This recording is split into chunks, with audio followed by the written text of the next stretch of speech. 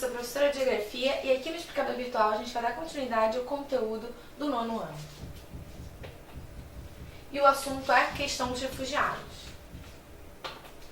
Bom, antes que a gente comece a entender bastante a questão dos refugiados de uma maneira geral, é importante que a gente entenda o que é o refúgio. Então, o refúgio ele é um direito, né? Uma lei que ele foi assinada por uma série de países, numa convenção, né? E que vai garantir a um tipo específico de cidadão o direito à permanência em outro país. Então, olha só, o refúgio é um direito garantido na Convenção Relativa do Estatuto dos Refugiados, que é de 1951, e foi ratificado e ordenado no ordenamento jurídico brasileiro pela Lei 9.474/97. Na verdade, quer dizer que é uma convenção do que vai criar o Estatuto do Refugiado e o Brasil assinou esse estatuto. Isso virou também parte da legislação brasileira. Como o Brasil ratificou esse tratado, essa convenção, ele aceitou essas condições, significa que para o Brasil, para as leis brasileiras, isso também vai servir.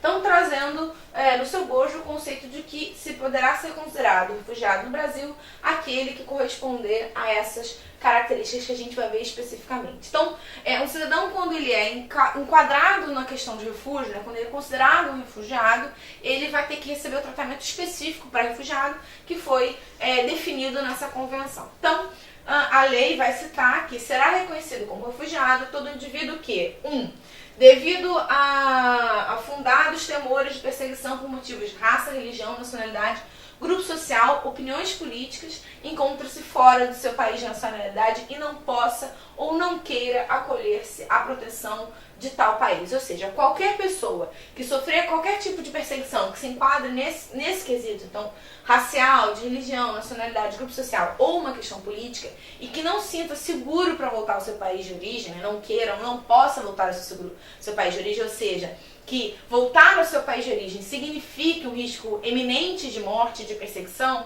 né, de qualquer tipo de abuso, esse cidadão ele pode requerer o direito de refúgio no Brasil e em qualquer país que tenha assinado essa convenção. 2. Não tendo nacionalidade, estando fora do país de onde teve sua residência habitual, não possa ou não queira regressar a ele em função das circunstâncias descritas no inciso anterior. Então, ele pode ser que ele tenha uma nacionalidade, ou seja, ele pertence a um país especificamente, e aí ele sofre algum tipo de perseguição e ele não quer, não pode voltar ao seu país de origem, ou em alguns casos as pessoas não têm uma nacionalidade definida. Seja porque não foram registradas especificamente, ou seja porque nasceram em países que já se desfizeram, então eles não têm uma nacionalidade definida. Ele também vai se encaixar nesse quesito. 3. Devido à grave e generalizada violação dos direitos humanos, é obrigado a deixar o seu país ou nacionalidade em busca de refúgio em outro país. Então, se enquadra mais ou menos no que a gente viu no primeiro, quando ele sofre um risco iminente de morte, uma perseguição, às vezes é uma guerra que coloca em risco a vida das pessoas, então é um desrespeito sistemático e grande aos direitos humanos, essas pessoas têm o direito de pedir refúgio no Brasil e no mundo. Então, quando um cidadão ele entra no país alegando que ele tem refúgio, esse cidadão ele não pode ser tratado como um imigrante normal. Quando ele se enquadra nessas questões, mesmo quando ele pede, ele tem que ter o seu pedido examinado. Quando ele se enquadra nesses quesitos aqui, ele precisa ser tratado como um refugiado. E como refugiado, ele tem o direito à permanência no país, ele não pode ser deportado. Porque, segundo essa Convenção dos Refugiados, o ser deportado significa colocar essas pessoas num risco eminente de morte. Isso não é permitido. Então, por causa disso, é necessário que se acate o Estatuto do Refugiado. E aí, esse cidadão tem o direito de permanecer no país a qual ele está pedindo refúgio. Nesse caso, a gente está vendo a lei brasileira, né, a lei que a gente está citando aqui, mas qualquer país que tenha assinado esse acordo também vai ser especificamente, vai citar essas questões. Então, aqui a gente vai ver alguns números do Conselho Norueguês de Refugiados, né, o CNR, que é uma organização não governamental independente, e os dados do Alto Comissariado das Nações Unidas para os Refugiados, que é o Acnur, que tem dados semelhantes aos dados que esse Conselho Norueguês vai apresentar, né? Então, são relatórios que vão ser referentes ao ano de 2012 e que foram apresentados em meados do ano de 2013. E aí dá pra gente ter um panorama geral de quantos são, né, qual é a concentração de refugiados no mundo, para entender que essa questão é uma questão realmente pertinente.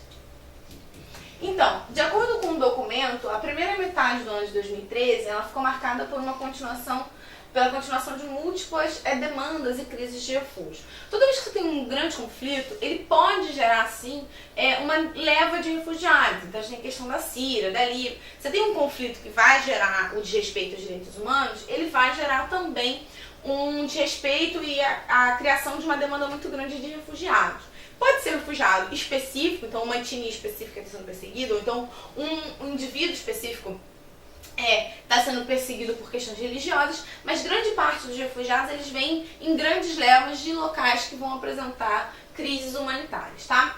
As estimativas do Acnur indicam que o número total de pessoas que se encontrou em proteção dentro ou fora das fronteiras do seu país, né, que estariam na questão de refugiado, durante a primeira metade de 2013, excedeu 5,9 milhões de pessoas. É um número bastante significativo, né? Conflitos como os que se registram na Síria, na República Centro-Africana, na República Democrática do Congo e Mali obrigam mais 1,5 milhões de pessoas a procurar refúgio, sobretudo nos países vizinhos. Os países vizinhos acabam sendo os maiores receptores de refúgio, dessas pessoas, e muitas dessas pessoas vão acabar buscando refúgio nos países mais desenvolvidos. A Europa recebe um grande número de imigrantes, dentre eles refugiados, que vão em busca de condições melhores. Mas é bom frisar, aqui, para que fique claro que o refúgio especificamente é uma característica que está prevista na lei segundo essa Convenção do Refugiado. Então, quando o indivíduo ele se encaixa no padrão de refúgio, ele não pode ser deportado, porque ele não é ilegal, ele está sofrendo um risco iminente de morte, de agressão, então ele deve, segundo essa Convenção, receber o amparo e a proteção e todo o auxílio que esse país puder fornecer o refúgio. É diferente do caso do imigrante, por exemplo, que está saindo do seu país por causa de uma questão, por exemplo, econômica, uma crise econômica. O Brasil, na década de 80, 90, teve um grande número de imigrantes que saíram do país em busca de condições melhores, principalmente nos Estados Unidos. Muitos foram para o Japão, alguns foram para a Europa. Esses imigrantes não são considerados refugiados. Apesar de estarem sofrendo um risco, uma instabilidade econômica muito grande, uma crise, e aí estariam sendo diretamente afetados por um problema, esses imigrantes não são entendidos como refugiados. Refugiados são pessoas que se encaixam dentro daqueles critérios que a gente viu. Existe uma questão em debate hoje em dia, que é a questão ambiental. Muitas pessoas estão considerando que indivíduos, cidadãos que são de países que estão ameaçados pelas questões ambientais, algumas ilhas no Pacífico, algumas ilhas ali no Oceano Índico, regiões ali que são muito afetadas por terremotos ou por questões, por furacões, questões climáticas, essas pessoas estariam encaixadas, estariam entrando na lógica de refúgio por uma questão de refúgio ambiental. Então eles seriam refugiados ambientais, já que no país de origem deles, eles não teriam condições de sobrevivência, estão sofrendo risco iminente de morte, não por uma perseguição religiosa ou étnica ou racial ou política, mas sim por uma questão ambiental. Mas esse quesito ainda não foi definido, não tem um consenso sobre a existência ou não dessa cláusula, dessa abertura para refugiados ambientais. Mas é bom ficar claro que existe uma grande diferença entre o imigrante normal, o migrante que está se deslocando ou porque tem uma oferta de trabalho, ou porque recebeu um auxílio de bolsa, como a gente entende como migração de cérebro, são aquela mão de obra qualificada que sai do seu local de origem e vai trabalhar em outro lugar porque não tem posto de trabalho no seu local, porque está querendo fazer um curso e tudo mais. Esse indivíduo ele é um imigrante. Ele pode ir porque ele não tem emprego, está buscando condições melhores de vida, ou por qualquer outra razão. O refugiado ele está sofrendo uma ameaça iminente, uma perseguição. Então é diferente.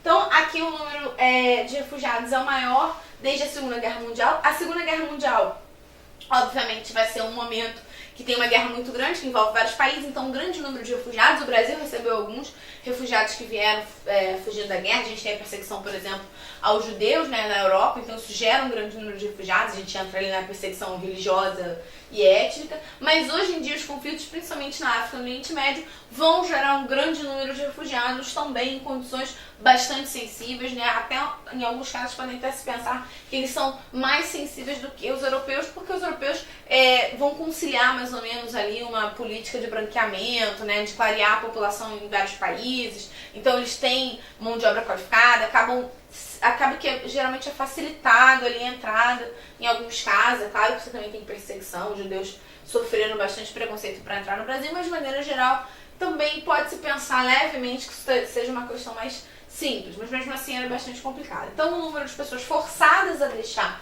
as suas casas devido a guerras ou perseguições, né, superou a marca dos 50 milhões em 2013 pela primeira vez desde a Segunda Guerra Mundial, segundo a Agência dos Refugiados. Aqui a gente vê um acampamento de refugiados específico. São condições bastante diversas, bastante complicadas de sobrevivência. Aqui é onde a gente vê os principais focos de pedido de refúgio, né? Então aqui a gente tem muitos asilos, né? Pedido de asilo. O local vermelho serão locais de pessoas que estão saindo. Então tem bastante refugiado. Aqui a gente tem conflitos do Cáucaso também que vão gerar bastante refugiados. A gente tem alguns repatriamentos, né, na Guatemala. Aqui tem bastante gente que vai sair aqui da região do Chifre da África, né? Então você tem condições específicas. O Oriente Médio, a questão da Palestina gera um grande número de refugiados que vão se abrigar nos países vizinhos, né? A questão do Afeganistão também, a perseguição talibã durante um tempo também gerou isso. Então a gente tem bastante deslocados, né? Locais que acabam recebendo um número significativo de refúgio. E a gente tem aqui no Brasil especificamente o caso dos haitianos, que depois do seu terremoto, né, muitos vão pensar que eles estão se enquadrando aí dentro do quesito de refugiado ambiental, e eles vão buscar no Brasil a ideia de refúgio. Muitos vão entrar pelo Acre, né, o principal local, para tentar conseguir uma forma de entrar no país, né, regularmente, pedindo refúgio. O Brasil acaba legalizando boa parte deles, mas acaba sendo uma questão complicada também. Bom, então, número de refugiados, né, o mapa mostra onde estão os estrangeiros com status no país, onde a gente tem um grande número de refugiados. A gente pode ver de onde vêm os refugiados que vão para o Brasil.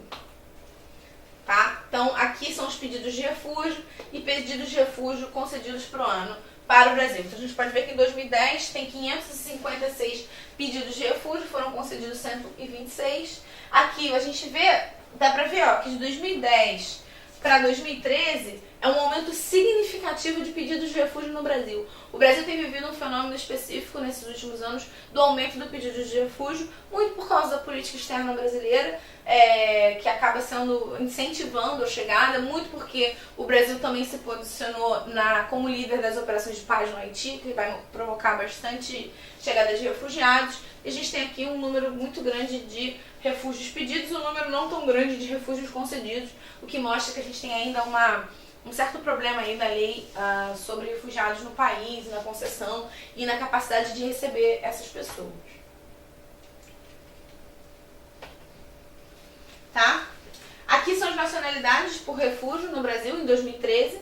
Então, Bangladesh, Senegal, Líbano, tem bastante quantidade, Síria, Gana, bastante pedido de refúgio aqui. Isso não significa especificamente que o maior número de imigrantes seja dessas nacionalidades. A gente está pensando só em refugiados, tá? Porque o maior número de nacionalidades são bolivianos. Os bolivianos entram no país ou como imigrantes ilegais, ou usando as facilitações de serem do país da América do Sul, associado ao Mercosul. Então a gente tem alguns países aqui: Bangladesh, Senegal, Líbano, Síria, República Dominicana, Gana, Guiné-Bissau, Nigéria, República Democrática do Congo, República Dominicana, Somália, Colômbia, Paquistão, Angola, Mali e Guiné. Né? A gente pode ver aqui que tem um número bastante significativo. Essas pessoas vêm para cá, vêm buscando refúgio, e uma vez concedidas, elas têm o direito de receber os benefícios de ser um cidadão refugiado, apoio do governo, acesso aos serviços públicos do país, porque nesse quesito eles são considerados refugiados. Então, isso é uma política adotada pelo Brasil. O Brasil não é nem de perto o país que mais recebe refugiados, mas já tem começado a pensar nessa questão como uma questão delicada. Eu espero que tenha ficado claro. Tchau!